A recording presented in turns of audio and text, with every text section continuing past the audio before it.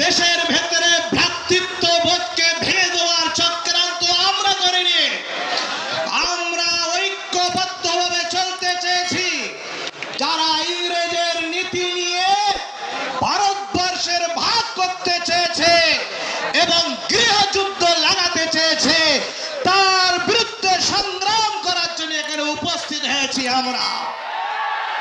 আমরা জানি জিতলে শহীদ, নয়তো গাজী। এই তো যাদের নেশা, তাদের নিয়ে খেললে পারে হবে ফল সর্বনাশা।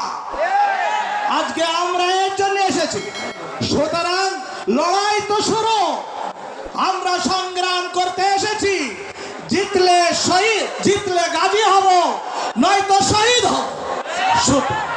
এই জন্যতে আজকে ধৈর্যের আল্লাহ নবী 9 ঘন্টা আরাফাতের ময়দানে বক্তব্য, 5 ঘন্টা দোয়া রেখেছে। আমরা তো এখানে 2-4 ঘন্টার জন্য এসেছি। এর জন্য ধৈর্যের পরিচয় দিতে হবে। অনেক বড় জায়গা আছে, বসেই আনছে কেনে।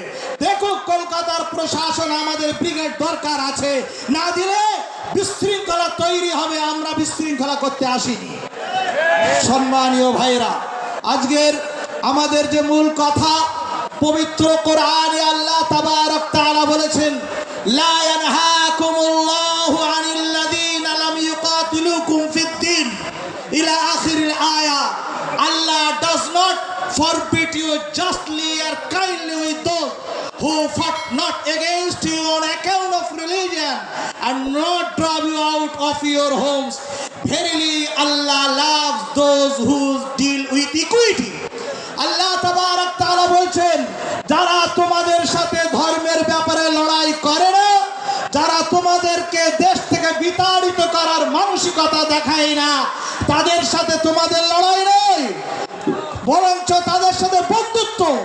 পরের আয়াতই বলছেন, যারা তোমাদের থেকে দেশ থেকে বিতাড়িত করার চক্রান্ত করে, যারা তোমাদের ধর্মীয়ভাবে আঘাত করার চেষ্টা করে, লড়াই সংগ্রাম তাদের বিরুদ্ধে আজকে আমরা সেটাই এসেছি।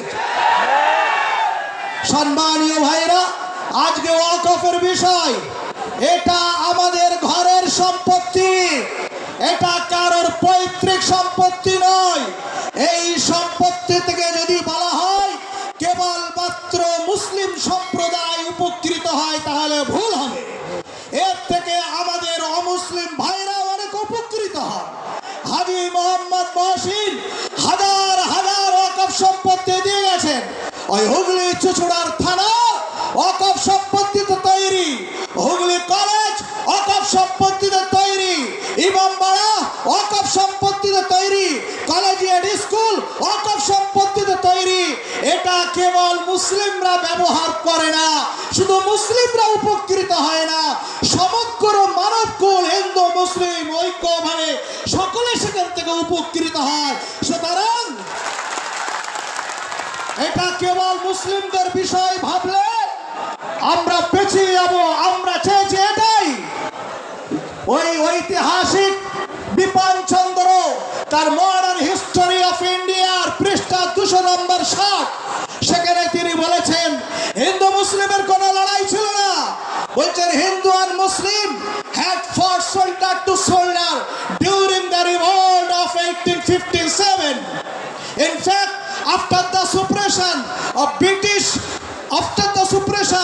British official had vindictive attitude toward the Muslim, hanging 27,000 Muslim in Delhi alone.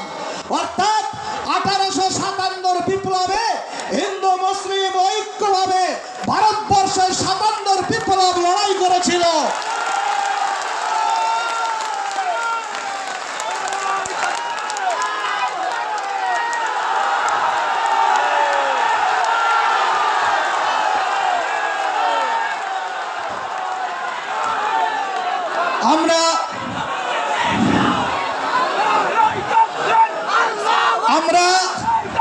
আমরা সেই জায়গায় বলতে চাই, ঐক্যবদ্ধ লড়াই চলেছিল, কোন হিন্দু মুসলিম ছিল না। ব্রিটিশ দেখলো হিন্দু মুসলমানের ঐক্য যদি থাকে, তাহলে ভারতবর্ষে আমরা রাজত্ব করতে পারবো না। তাই ঐতিহাসিক বিপিন চন্দ্র বললেন, British official had vindictive attitude toward the Muslim অফিসাররা